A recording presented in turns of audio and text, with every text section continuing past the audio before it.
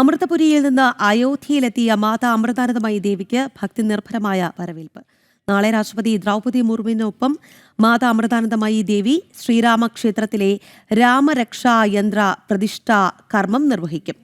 ശ്രീരാമ ജന്മഭൂമി തീർത്ഥക്ഷേത്ര ട്രസ്റ്റിന്റെ പ്രത്യേക ക്ഷണപ്രകാരമാണ് അമൃതപുരിയിൽ നിന്നും പ്രത്യേക ട്രെയിനിൽ ഭക്തരോടൊപ്പം എത്തിയത്.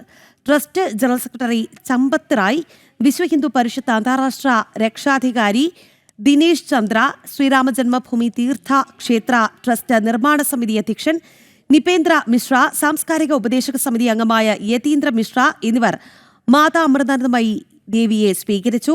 ത്യാഗത്തിന്റെയും സമർപ്പണത്തിന്റെയും പ്രതീകമായ ജടായു പ്രതിമയും മാതാ അമൃതാനന്ദമയി ദേവി സന്ദർശിച്ചു.